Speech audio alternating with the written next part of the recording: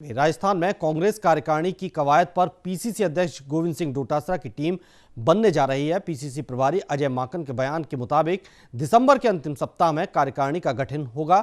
बताया जा रहा है कि इस बार नए चेहरों को मौका मिल सकता है। साथ ही ये भी बताया जा रहा है कि कांग्रेस की पॉलिसी एक पद एक व्यक्ति को लेकर भी चर्चाएं जारी हैं।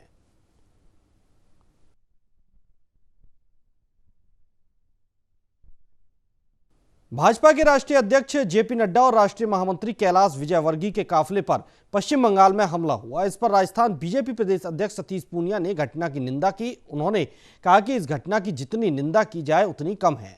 यह अक्षम्य अपराध है जिसका जवाब जनता चुनाव में निश्चित ही देगी। इसके साथ ही उन्होंने पश्चिम बंगाल की मुख्यमंत्री ममता बनर्जी पर भी निशाना साधा है। भारतीय जनता पार्टी के राष्ट्रीय अध्यक्ष श्रीमान जेपी नड्डा जी और राष्ट्रीय महामंत्री कैलाश विजयवर्गीय के काफिले पर हमला जितनी निंदा की जाए कम है। मैं समझता हूं कि राजनीति में वैचारिक मतभेद हो सकते हैं, लेकिन हिंसा का कोई स्थान नहीं है। और बंगाल एक ऐसा स्थान बन गया जहां हिंसा का तांडव सर पर चढ़कर बोल रहा है। लेकिन मुझे लगता है कि इस तरीके की हिंसा और अराजकता से पश्चिम बंगाल में ममता बनर्जी की वापसी नहीं हो सकती। मुझे लगता है कि इस तरीके के कृत्य से उनकी विदाई तय हो रही है। राजस्थान में पंचायती राज चुनावों के परिणामों में कांग्रेस ने कुछ खास प्रदर्शन नहीं किया। जिला प्रमुख के साथ प्रधान चुनाव में कांग्रेस के करारी हार झेलनी पड़ी है। पूर्व उप मुख्यमंत्री सचिन पायलट के गढ़ टोंक में भाजपा ने कब्जा कर लिया है। जिला प्रमुख पर जहां भाजपा की सरोज बंसल ने कांग्रेस उम्मीदवार गलखू देवी को 3 वोटों से करारी शिकस्त दी, तो वहीं लगातार दूसरी बार जिला प्रमुख का चुनाव जीतने वाली बीजेपी टोंक जिले में पहली राजनीतिक पार्टी बन गई है। जिले की निवाई, पीपलू, मालपुरा और टोडा रायसिंह में बीजेपी ने जीत हासिल की। इधर उनियारा देवली विधानसभा में विधायक हरीश मीणा ने भाजपा की जीत के सिलसिले को तोड़कर ऐतिहासिक जीत कांग्रेस प्रत्याशियों को दिलाने में सफल रहे, जिसमें देवली में कांग्रेस के गणेश जाट ने भाजपा के प्रत्याशी बनवारी लाल को 3 वोटों से हराया, तो उनियारा पंचायत समिति में भी कांग्रेस की फूल देवी ने जीत हासिल की है। इस चुनाव परिणाम के बाद जिले भर में सियासी वार पलटवार का दौर लगातार जारी है। टोंक जिले के अंदर आज जिला प्रमुख एवं प्रधान पद के लिए चुनाव हुआ है। सभी पंचायत समितियों में विधि अनुसार शांतिपूर्ण प्रधान पद के लिए मतदान हुआ और जिला मुख्यालय पर रिटर्निंग अधिकारी जिला कलेक्टर महोदय के द्वारा जिला प्रमुख के चुनाव करवाए गए। फिलहाल यहाँ रुकेंगे एक छोटे से ब्रेक के लिए। ब्रेक के बाद फौरन लौटेंगे।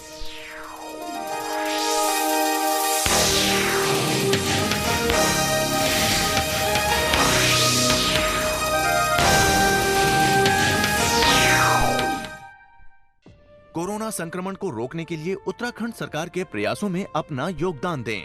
अगर कोरोना का कोई भी लक्षण नजर आए, जैसे खांसी, बुखार या सांस लेने में कठिनाई हो, तो डरे नहीं और न ही छुपाएं। तुरंत डॉक्टर से संपर्क करें।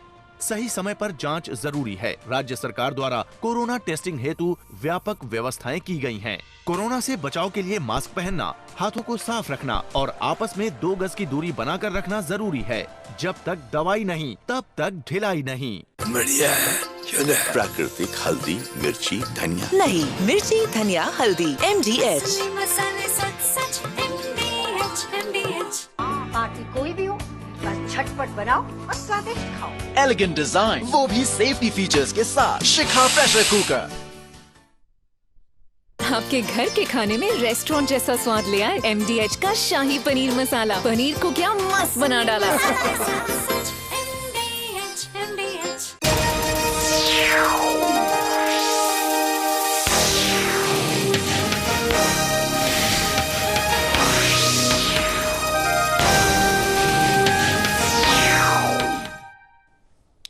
ब्रेक के बाद आपका स्वागत है। बढ़ते हैं आगे। पंचायती राज चुनाव में प्रधान बनाने को लेकर पाली की मारवाड़ पंचायत समिति में अजीब समीकरण देखने को मिले। यहां कांग्रेस के विजयी पंचायत समिति सदस्यों ने बीजेपी प्रत्याशी को समर्थन दिया, लेकिन बीजेपी से जीते प्रत्याशियों ने निर्दलीय को वोट देकर प्रधान बना दिया।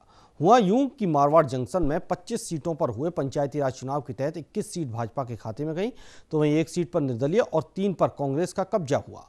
यहां प्रधान चुनाव को लेकर भाजपा 2 गुटों में बटी नजर आई, तो बीजेपी ने हेमंत चौधरी को प्रधान उम्मीदवार बनाया, तो पूर्व विधायक केसाराम चौधरी के नेतृत्व में भाजपाइयों ने मंगलाराम देवासी को निर्दलीय उम्मीदवार के रूप में चुनाव लड़वाया। जहां चुनाव में कांग्रेस के तीनों पंचायत समिति सदस्यों ने भाजपा प्रत्याशी हेमंत चौधरी को समर्थन दिया, तो वहीं 20 बीजेपी के पंचायत समिति सदस्यों और एक निर्दलीय सदस्य ने प्रधान पद के निर्दलीय उम्मीदवार मंगलाराम देवासी को वोट देकर प्रधान चुना।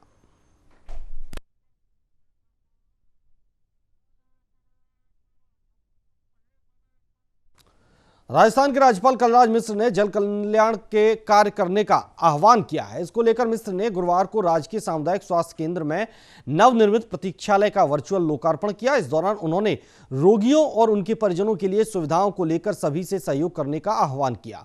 उन्होंने भारतीय संस्कृति की चर्चा करते हुए कहा कि जो दूसरों के लिए जीता है वही जीवन सार्थक है। इस अवसर पर मिश्र ने सभी नागरिकों को मास्क लगाने, 2 गज की दूरी बनाए रखने और स्वच्छता को जीवन की आदत बनाने की अपील की।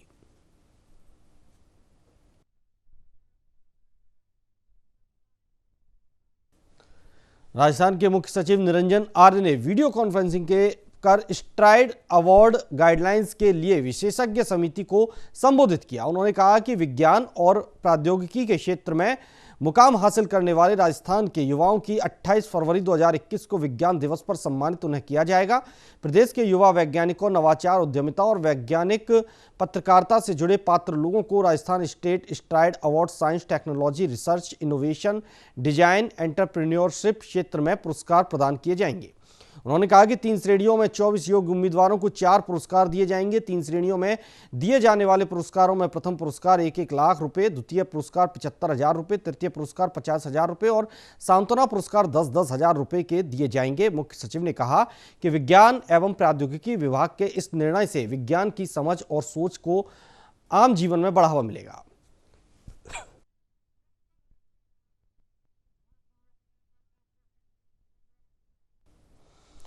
जयपुर के सवाई मानसिंह चिकित्सालय के सामने स्थित दवा की दुकानों पर लगातार मरीजों की आवाजाही रहती है। ऐसे में कोरोना महामारी के दौर में केमिस्ट और दवा दुकानों पर कार्य करने वाले कर्मचारियों पर भी कोरोना संक्रमण का हर वक्त खतरा मंडराता रहता है। कई दवा विक्रेता पिछले दिनों महामारी की चपेट में भी आ चुके हैं। अब चूंकि राज्य सरकार कोरोना की वैक्सीन लगाने की तैयारी में जुटी है और उसके लिए पहले चरण में मेडिकल स्टाफ, कोरोना वॉरियर्स और अति संवेदनशील मरीजों को शामिल किया जा रहा है। इस बीच एसएमएस अस्पताल केमिस्ट एसोसिएशन ने भी कोरोना की वैक्सीन पहले चरण के तहत उपलब्ध करवाने और एसोसिएशन के लोगों और कर्मचारियों को लगाने की मांग सरकार से उठाई है।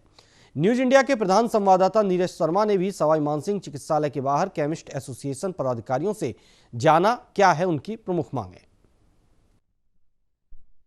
राजस्थान में सरकार ने जल्द ही कोरोना वैक्सीन लगाने की तैयारियां शुरू कर दी हैं और माना जा रहा है कि नए साल के शुरुआती हफ्ते के अंदर ये वैक्सीन आ जाएगी और शुरुआती दौर में कोरोना वॉरियर्स, इसके साथ ही अति गंभीर जो रोगी हैं उनके लिए वैक्सीन उपलब्ध होगी। लेकिन इसके साथ ही जयपुर के सवाई मानसिंह अस्पताल के सामने जो पूरा मार्केट है मेडिकल का, आप देख सकते हैं लगातार अस्पताल से जो मरीज हैं वो सामने इन मेडिकल शॉप्स पर आते हैं, जो कि अस्पताल के ठीक सामने है। पूरा मार्केट है एसएमएस अस्पताल के सामने मेडिकल एसोसिएशन का, और बाकायदा इन पर जो व्यापारी बैठते हैं या जो कर्मचारी यहाँ पर काम करते हैं, जो शॉपकीपर्स हैं, केमिस्ट हैं, इनको सबसे ज़्यादा इस बीमारी के संक्रमण का खतरा है, क्योंकि सब तरह के मरीज जो हैं वो इनके पास में आते हैं। ऐसे में एसोसिएशन की ओर से राज्य सरकार से मांग उठाई गई है कि कोरोना की जो वैक्सीन आए तो पहले चरण के अंदर इन्हें भी वो वैक्सीन उपलब्ध कराई जाए, इन्हें भी वो लगाई जाए। हमारे साथ में मानस गोयल साहब जो कि अध्यक्ष हैं केमिस्ट एसोसिएशन के। सर, क्या डिमांड है? सर, हमारी डिमांड यही है कि आज जो भी गवर्नमेंट लगा रही है सब जगह, चाहे मेडिकल स्टाफ को या 60 साल की उम्र के ज़्यादा व्यक्तियों को, बच्चों को, तो आज हमारे को भी इस तरह की सुविधा दी जाए, जिससे कि आज हमारे यहाँ पर हम इतने संपर्क में रहते हैं। आज कम से कम हमारे पास 200-300 पेशेंट अटेंडेंट वगैरह आते हैं, तो ये चीज़ के लिए आज हम सब इस चीज़ के लिए सुविधा हमको बराबर दी जाए, जिससे कि और हमारा फर्स्ट उसमें ही हमारा सुविधा दी जाए हमारे को। एसएमएस अस्पताल केमिस्ट एसोसिएशन के जो सचिव हैं अजय अग्रवाल जी, वो भी हमारे साथ मौजूद हैं। अग्रवाल साहब, इसको आपने प्रमुखता से इस मुद्दे को उठाया है, एसोसिएशन ने बाकायदा एक लिखित जो है ज्ञापन भी बनाया गया है, क्या प्रमुख डिमांड है कि क्यों दिक्कत आ रही है? मैं आपके चैनल के माध्यम से सरकार को ये आग्रह करना चाहता हूँ, क्योंकि हमारे जो सरकार ने जो भी तय किया है, स्वास्थ्यकर्मी, डॉक्टर, 60 वर्षों पर जितने भी लोग हैं उनके साथ हमको भी जोड़ा जाए, क्योंकि मरीज सीधा पर्ची हमारे पास लेके आता है और कई बार तो सीधा कोरोना का मरीज ही हमारे पास आ जाता है। ऐसे में हमारे को संक्रमित होने का सबसे ज़्यादा डर है, हमारे कर्मचारियों को डर है। तो हम सरकार से मांग करते हैं कि जो पहली जो लिस्ट बन रही है उसमें हमको भी जोड़ा जाए। तो आपने देखा जो दुकानें हैं केमिस्ट की, इसके अंदर सभी स्टाफ जो है सभी सोशल डिस्टेंसिंग रखे हुए हैं, मास्क का इस्तेमाल जो है सबकी ओर से किया जा रहा है। लेकिन चूंकि यहाँ पर लगातार जो मरीज आते हैं और मरीजों के परिजन आते हैं, बहुत सारे ऐसे मरीज भी हैं जो आईसीयू के अंदर या अन्य बीमारियों से ग्रस्त होकर के अस्पताल में भर्ती रहते हैं। ऐसे में उनके परिजन उनके संपर्क में आने के बाद में यहाँ पर आते हैं, तो सीधे इन लोगों के ऊपर भी एक संक्रमण का खतरा मंडराया हुआ है। निश्चित रूप से सरकार को इस और भी ध्यान देना चाहिए, ये इस एसोसिएशन की मांग है। कैमरामैन रवि के साथ नीरज शर्मा, न्यूज इंडिया, जयपुर। राजधानी जयपुर के एडिशनल कमिश्नर अजय पाल लांबा ने अपने ही विभाग के पुलिसकर्मियों पर डिकॉय ऑपरेशन कर बजरी माफियाओं से वसूली के मामले में 16 पुलिसकर्मियों को निलंबित किया है। उन्होंने बताया कि लंबे समय से शिवदासपुरा और चाकसू थाने के पुलिसकर्मियों की सूचना मिल रही थी कि वे टोंक और बनास नदी से आने वाले बजरी के ट्रक से अवैध वसूली करते हैं। इसकी सूचना को पुख्ता करने के लिए उन्होंने 3 सीनियर अफसरों की टीम गठित कर शिवदासपुरा थाना और चाकसू थाना इलाके में एक डिकॉय ऑपरेशन किया। इस ऑपरेशन में 16 पुलिसकर्मियों की भूमिका संदिग्ध लगी, जिसके बाद आज आदेश जारी कर इन सभी पुलिसकर्मियों को निलंबित कर दिया गया। सभी पुलिसकर्मी जयपुर के चाकसू और शिवदासपुरा थाने में पोस्टेड हैं। रात्रिकालीन जयपुर शहर से निकलने वाला बजरी का जो परिवहन है उसमें पुलिसकर्मियों की संलिप्तता की कुछ जानकारी सामने आने पर पिछले कुछ दिनों से लगातार निगरानी रखी जा रही थी, रेकी कराई गई और आज रात 3 पुलिस के सीनियर अधिकारियों को भेज करके उनकी टीम के साथ भेज के डिकॉय ऑपरेशन कराया गया, जिसमें चाकसू थाना इलाका और शिवदासपुरा थाना इलाके के कुछ पुलिसकर्मियों के द्वारा बजरी परिवहन में चलने वाले ट्रैक्टर ट्रकों से पैसा वसूल करने की संलिप्तता सामने आई। कोरोना संक्रमण की रोकथाम के लिए स्वास्थ्य विभाग के साथ साथ राजस्थान पुलिस मुख्यालय भी गंभीर है। ऐसे में डीजीपी एमएल लाठर ने जानकारी देते हुए कहा कि राजस्थान पुलिस की ओर से कोरोना के संक्रमण की रोकथाम के लिए प्रदेश में लागू राजस्थान एपिडेमिक अध्यादेश के साथ ही अन्य सभी प्रावधानों के तहत प्रभावी कार्रवाई की जा रही है। राजस्थान एपिडेमिक अध्यादेश के तहत अब तक 10,36,000 से अधिक व्यक्तियों का चालान किया जा चुका है। सार्वजनिक स्थलों पर मास्क नहीं लगाने पर 3,54,000, बिना मास्क पहने लोगों को सामान बेचने पर 14,285, निर्धारित सुरक्षित भौतिक दूरी नहीं रखने पर 6,64,488 व्यक्तियों के चालान किए गए हैं। हमारे जैसे कई हेड हैं इसमें, जैसे सोशल मीडिया पे कई लोगों ने आपत्तिजनक डाल देते हैं, उसको लेकर अभी तक करीब 232 मुकदमे दर्ज हुए हैं और 329 के करीब लोगों को अरेस्ट किया है। और इसी तरह जो आवश्यक वस्तु अधिनियम है, जो ये सैनिटाइजर, मास्क वगैरह ज़रूरत से ज़्यादा कीमतों पर बेचते थे, उसमें 145 दर्ज की गई हैं और 114 लोगों को अभी तक गिरफ्तार किया जा चुका है। इसी तरह जो प्रिवेंटिव एक्शन के जो निरोधात्मक कार्रवाई करनी थी, उसमें एमवी एक्ट भी है और एमवी एक्ट के तहत गाड़ियों का भी है। इसमें हमने करीब 31,941 तो ये अरेस्ट किए हैं और एमवी एक्ट के तहत जो चालान बनाए हैं वो हमारे हैं 12,73,380।